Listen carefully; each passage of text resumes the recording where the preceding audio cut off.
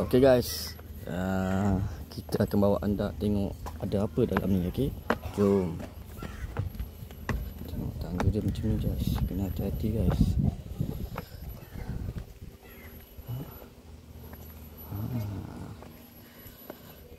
Macam dalam dia. Tempat ni agak seram sikit Kalau malam buat paranormal shock ni. Wow, dalam dia agak mendalam. Okay. Tak ada apa-apa pun kat dalam ni. Batu-batu zaman-zaman kuno, zaman Jepun kot ni. Tengok zaman dulu batu-batu pun dah cantik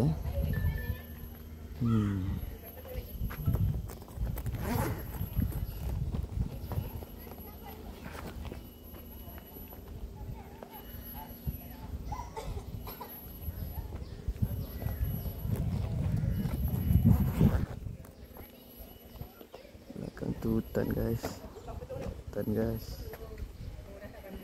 Hutan.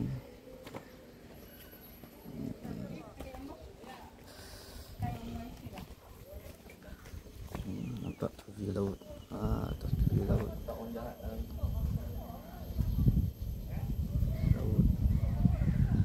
Guys.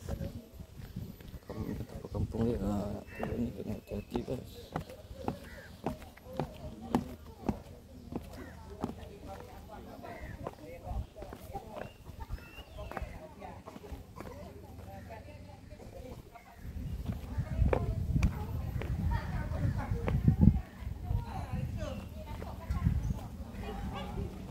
Ramai pelancong-pelancong ni. Jom kita pergi belakang. Tengok apa yang ada kat belakang. Jom.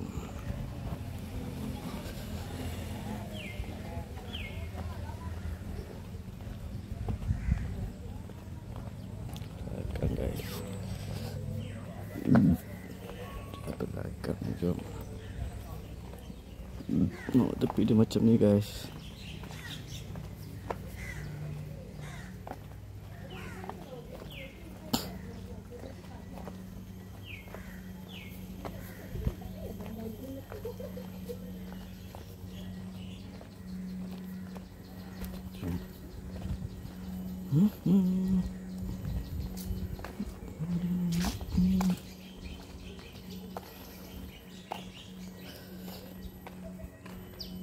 Pergi mana guys belakang ni guys? Jom kita tengok.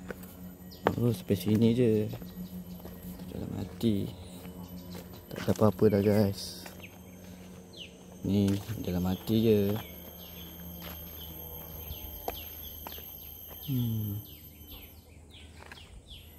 Nanti saya bawa kamu semua pergi ke masjid Seribu Selawat, Masjid Terapung, macam-macam ada lagi masjid kat sini. Banyak masjid. Okay guys. Bye.